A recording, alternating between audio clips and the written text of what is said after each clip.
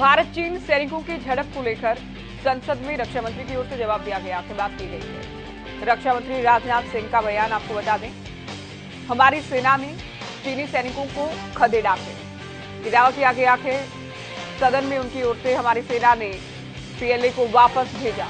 झड़प के दौरान और झड़प के बाद दोनों देशों के बीच फ्लैग मीटिंग भी हुई है, जानकारी भी इनकी ओर से दी गई। तो सदन में विपक्ष ने जोरदार हंगामा किया कि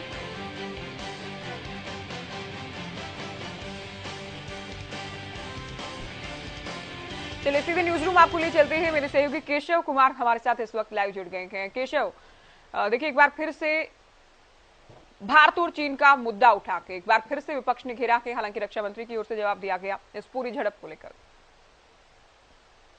दशकों पुराना मुद्दा है, समय समय पर उठता रहता है भारत और चीन के बीच का, और एक बार फिर से मुद्दा उठा है। लेकिन चीन की तरफ से भी और भारत की तरफ से भी, दोनों देशों की तरफ से प्रतिक्रिया इस बात को दे दी गई है, पुष्टि कर दी गई है मामले की कि वहां पर तनावपूर्ण माहौल था, लेकिन अब स्थिति वहां पर सामान्यजनक है। एक बार पूरी स्थिति को समझने की कोशिश कर लेते हैं। ज्योति, ये हमारे पास मैप लगा हुआ है, भारत है, नेपाल है, भूटान है और चाइना है।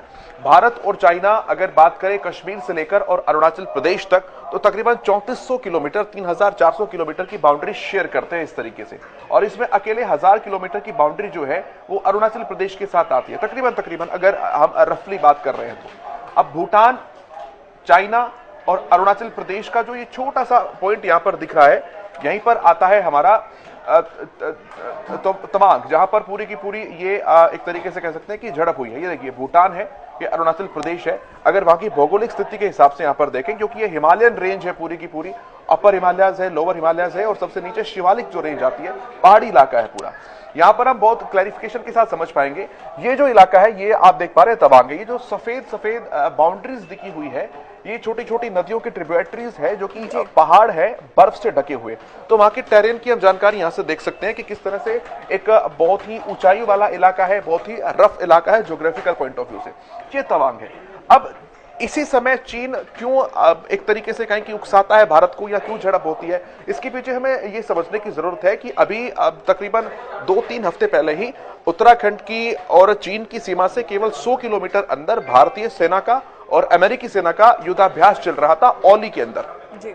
और चीनी प्रवक्ता ने साफ तौर पर इसका विरोध जताया था, इसे भारत और चीन के समझौते का उल्लंघन करार दिया था। 1993 और 98 के बीच जो भारत और चीन का समझौता हुआ था, उस समय के तत्कालीन प्रधानमंत्री पीवी नरसिम्हा राव और चीन के प्रधानमंत्री के बीच जो समझौता हुआ था, उस समझौते में यह था कि दोनों ही देश सीमाओं के ऊपर सौहार्दपूर्ण माहौल बनाने की पहल हमेशा करते रहेंगे। इसलिए जब पैंगोंग त्सो लेक के पास या फिर डोकलाम के पास भारत और चीन का जो झगड़ा हुआ था पिछले साल, उसमें भी कहीं गोली नहीं चली थी, किसी आर्म का इस्तेमाल नहीं किया गया था। लाठी थी, डंडों के ऊपर तार लोहे के वो लपेटे हुए थे और उन्हीं से लड़ाई हुई थी, जिसमें भारतीय सेना के 20 जवान जो है वो वीरगति को प्राप्त हुए थे और इससे तकरीबन दुगनी तादाद के अंदर चीनी सैनिकों को नुकसान पहुंचा था।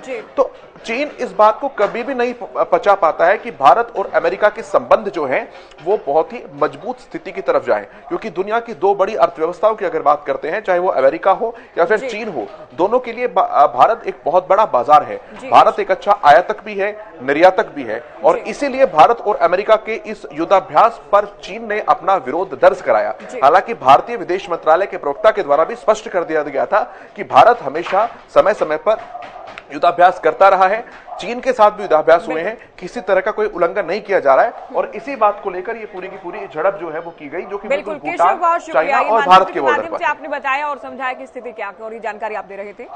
तो केशव हमारे सहयोगी आपको जानकारी दे रहे थे कि क्या स्थिति है अभी और किस तरह से रक्षा मंत्री की ओर से जवाब दिया गया। तो विपक्ष ने भी सदन में इस मुद्दे को उठाया के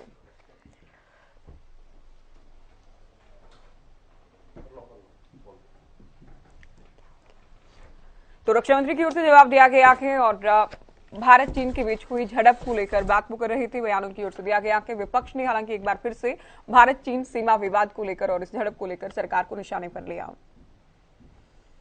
तो 11 दिसंबर को दोनों देशों के बीच फ्लैग मीटिंग भी हुई है, ये भी जानकारी दी गई। साथ ही गृह मंत्री की ओर से भी विपक्षी दलों को, विरोधियों को निशाने पर लिया गया कि हमारी सेना ने चीनी सैनिकों को खदेड़ा के और हमारी सेना ने पीएलए को वापस भेजा, ये भी